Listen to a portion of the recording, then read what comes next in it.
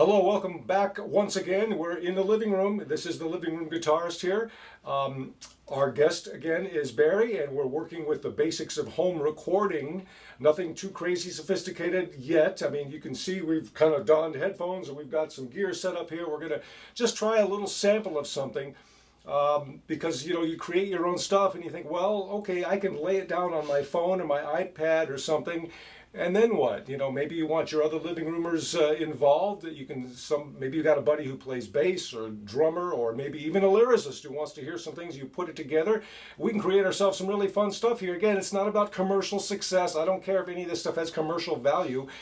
We play because we love to play the instrument. We like to make music. So it doesn't matter how good anybody is, how long you've been playing. We don't have to be this level of professional. We're mostly amateur players just having fun, just kind of taking our musical me time, playing our instruments. So Barry's got me set up here because what I want to do is just something we all used to do when we were really young and starting out and dirt poor and things like that. We didn't have sophisticated stuff, at least when I was in my teens and 20s. You just played with your cassette recorder and played it back and tried to solo over your own creation. There's many new ways to do that now. So what I'm going to do is just lay down a little track. Barry, what have you set up for me here to do? Just a little bit so far. I've armed a track to record. The software I'm using is called Reaper, but there's a whole bunch of software options out there. I've just armed a track to record. I've put a large diaphragm condenser mic in front of the guitar. Right now, we're not trying to make the most incredible, final, this is the Eagles recording.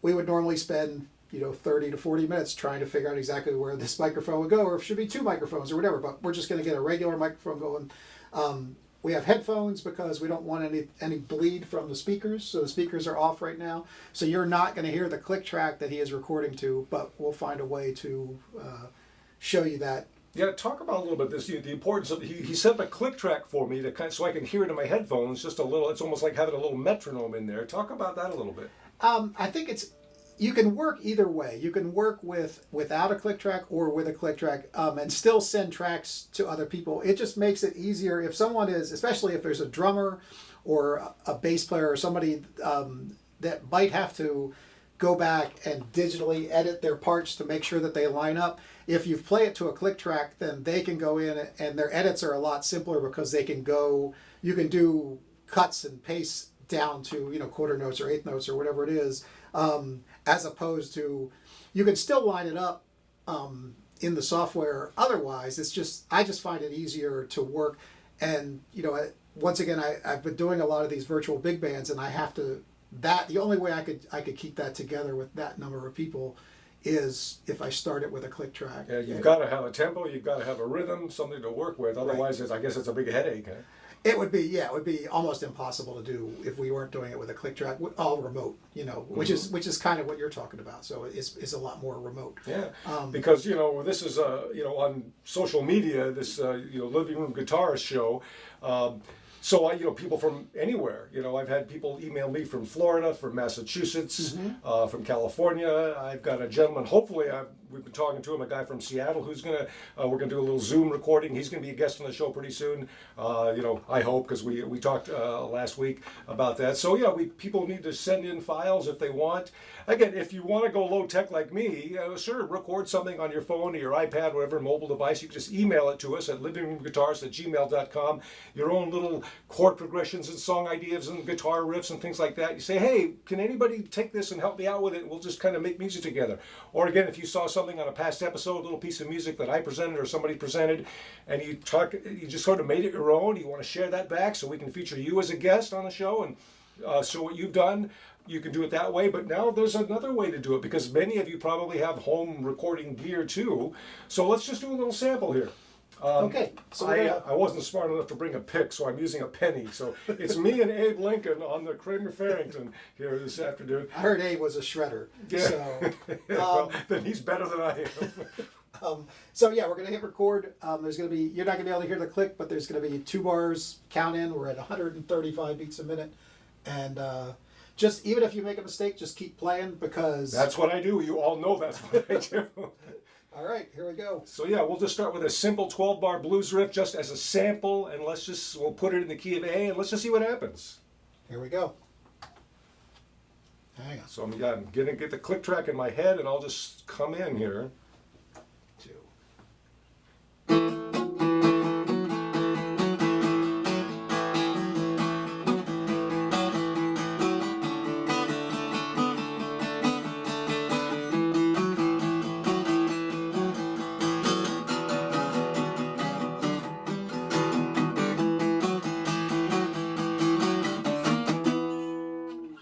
So simple stuff. I kept thinking about that. Just you think your basic 12-bar blues down there. Well, how do you think Zeppelin got started, right? Right. I mean, it's just all variations on that 12-bar blues. That's how their song "Rock and Roll" was a huge hit for them. So it's fun just to play just simple stuff like that. Just 1, 4, 5. And now he's playing it back. Now I'm hearing that in my headphones. Are they hearing it on the camera? I have it on the speakers right now. You can take, you can pull your headphones. Okay, so I've got a little background music now. Okay, and we can do that with any song, really. So, right off the bat, if you're by yourself and you don't have somebody necessarily to collaborate with right off the bat, we could just totally go in there right now and arm a second track. Oh, so we can play one while I can do something on top of it, huh? Right, I'll call this one lead instead of guitar. And so now you'll still have a 2-bar, I'm going to turn this back off again, but you'll still have 2 bars of metronome before you come in, but now you can play some solo stuff over top of what you just laid down. Okay. All right? Well, that's interesting. There we go. Yeah, so let's don our headphones again. And yeah, this is good because we start out just again just in our living rooms or our man cave here or something like that, and we're just by ourselves. We think, all right, I created this little progression, this little riff or something, and let's see if I can embellish a little bit and make it into something cool. And this is the joy of playing the instrument and just making music. This is great stuff. So what are we gonna do? So it's in the key of A. So I'll just keep it. We'll keep it simple there. I'm thinking of the Beatles' "Dizzy Miss Lizzie" or something. There you go. We'll keep it simple like Little that. F sharp minor pentatonic. Never heard anybody. Exactly. All right. So I'm getting my lick here. There we go. My little progression. Hang on. One more time. All right, here we go. I turned the click off. That's why. Here we go.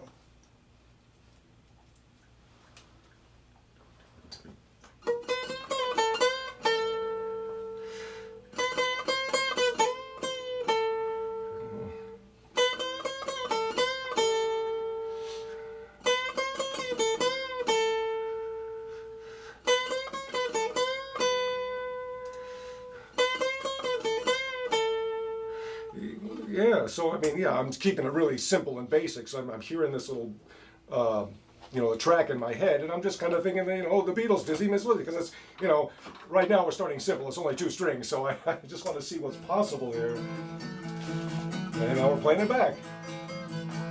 Yeah, there's your practice. That's why we practice timing.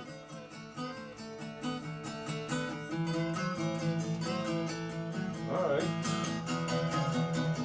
George Harrison's probably rolling over in his grave right now. It's like, what did you do? No, Right. but that's it worked. It worked. We got 2 tracks. We've got a rhythm track. We've got a little lead track there, and again, we could add vocals on top of that. We could add a bass line. We could add drums. That's Yep. just way cool. Yeah. And it didn't take all that much. It takes some learning and practice to get good with all this stuff and learn how to set it up. But No, and the other reason we actually this track is not right on the click, so we actually ended a little past bar 13. But just as an example, if we can even edit it down maybe. Huh? so if you wanted to just make your song longer right off the bat, I'm just going to pull this out here. So at the end of, we'll see how well this loops, but Yeah. So. Oh, just repeat it. Okay. yeah. So we did where we would, because it's not exactly on the click right now, we would have to do a little finagling to make sure. Plus, you start talking. Yeah. So, Well, that's what I do. we would, but so whoever's working with it could say, okay, great, we should do 2 of those, and then maybe we should do a bridge, or maybe we should do the chorus or whatever. So, when it's set to a click, it's real easy to just say, I'm just going to copy this and put it out here, and then I'm gonna start here, and I'm gonna play this part. Maybe I come in on a 4 chord now, and I do, I'm gonna play a bridge, or a chorus or whatever it is, and then you can always then grab that again. Maybe not necessarily the lead, but your under part. Drag that out to the end and say, okay, then I want 2 more choruses of blues after I play the chorus, things like that. So you can get the structure for your song pretty quickly just by dragging things out and moving them around. And I'll bet when you start playing like this with the recording, and then you hear yourself and you hear the parts you add, I'll bet your creativity will explode just on one song. And maybe that song you're thinking about, you can take it in all kinds of new directions. When you hear things mixed together, you say, yeah, and then all of a sudden everybody's Steven Tyler, just this major composer. It's a lot of fun. That's why we play in the living room. Again, not trying to impress anybody. We're just enjoying the instrument and playing and seeing what we can create musically, because it's just good for the soul, really. All right, we will see you next time on the Living Room Guitarist. Maybe we can talk a little bit more. Let's see what happens. But I'd love to have you come back a little bit. Sounds good. All right, so let's say thank you to Barry for educating us a little bit today, especially me, because I'm about as tech savvy as a gnat. So I'm really glad to know all this stuff is out there, and then I don't just have to hit play and record on my cassette player and lay down a track and then listen to it back. There's so many things we can do. So we'll see you on the next episode. Thanks so much for joining us today.